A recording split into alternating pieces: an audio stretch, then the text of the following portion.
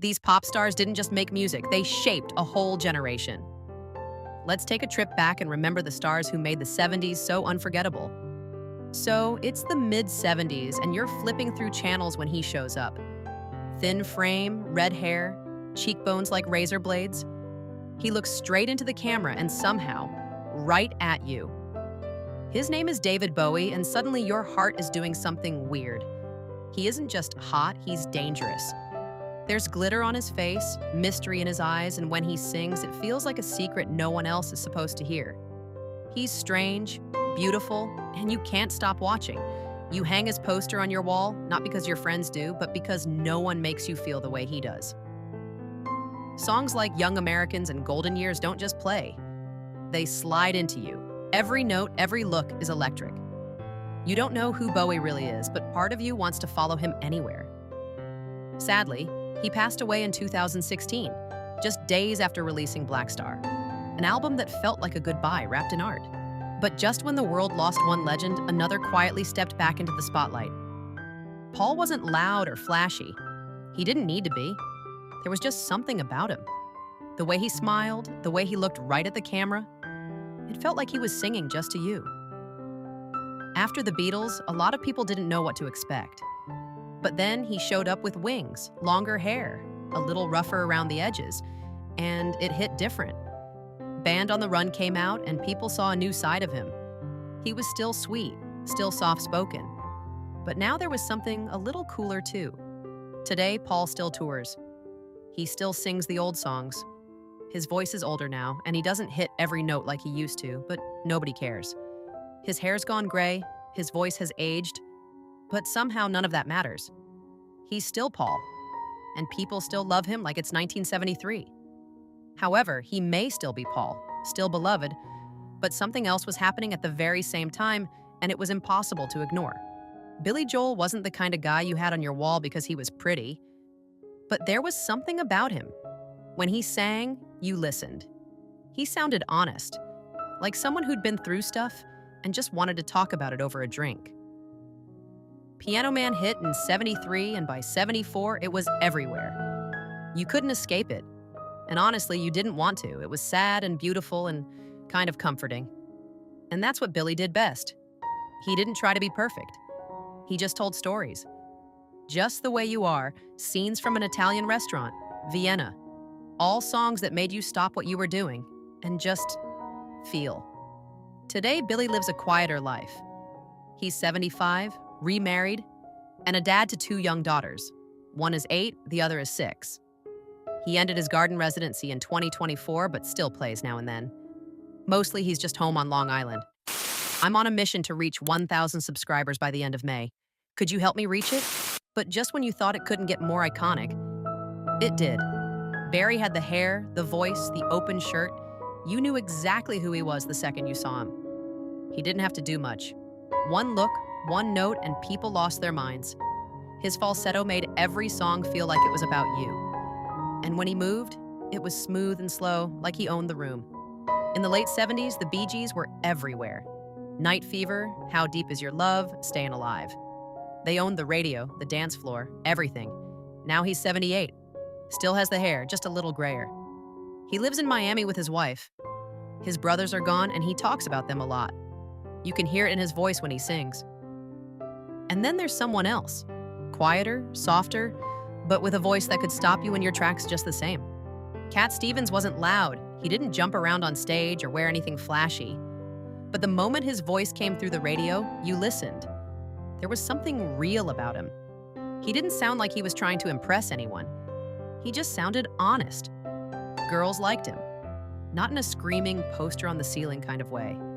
More like quiet crushes, the kind you kept to yourself. He looked thoughtful, kind, like someone you'd want to talk to after a long day. Now he goes by Yusuf. He's 76 and still makes music sometimes. Doesn't tour a lot, just once in a while. He's more private now, lives a calm life. But when he picks up his guitar and plays one of the old songs, it still feels the same. However, the next voice that took over the world came with a storm no one was ready for. David Cassidy was everywhere. If you were a young girl back then, you couldn't avoid him. And honestly, you didn't want to. He was on lunchboxes, in magazines, on your wall.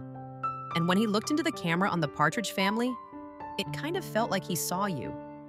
He had that soft voice, that perfect hair, and this gentle way of smiling that made you feel all kinds of things you didn't really understand yet. You didn't just like him. You were obsessed. You waited all week just to see him on TV. Later on, things got rough for him. He kept touring, mostly small venues, still singing the old songs. But he looked tired. He said in interviews that fame hit him too hard, too fast. Toward the end, he struggled with his health and memory. He passed away in 2017. But back when David was at his peak, there was someone else quietly stealing hearts in a very different way. Donny Osmond was that clean-cut boy every mom approved of. But that didn't stop girls from falling for him. He was sweet, polite, always smiling, and he had that soft, slightly shy voice that made you want to hold his hand, not just scream his name. He sang Puppy Love, and yeah, it was cheesy. But when you were 13, it didn't feel that way. It felt real. Like maybe Donny got you. Like he knew what it felt like to be young and heartbroken, even if he was just a kid himself. In 2025, Donny's still performing. He's 67 and has a residency at Harrah's Las Vegas, where he recently celebrated his 400th show. He even shares the stage with a digital version of his 14-year-old self, thanks to AI technology. He's hinted at retirement, saying he'll step back when he can't give 100%. But for now, he's still going strong. So if you thought Donny still had the spotlight, wait until you see who's been stealing hearts even longer. With Tom Jones, it wasn't just the voice, it was everything. The way he looked at the crowd, the way he moved. He had that open shirt, the gold chain, the kind of confidence that made you blush a little, even if you were just watching him on TV. When he sang It's Not Unusual, it felt like he was winking at you. And yeah, some women did throw underwear at him, but the rest of us just stared at the screen and thought, oh no, I get it. He's 84 now, still sings, still tours, mostly in Europe these days. The voice is older, but it's held up better than you'd expect. He's not jumping around like before, but he stands there, sings, and the whole room still leans in. He's aged, sure, but somehow that charm never went anywhere. And just when you thought no one else could hold a room quite like that, along came another voice that made you stop in your tracks. Engelbert was more for the grown-ups, but even as a teenager, you kind of got it. The hair, the suits, that deep, smooth voice. He had something. He looked like the type of man who'd open your door, pull out your chair, and then completely wreck you with one slow song. After the Lovin' was everywhere.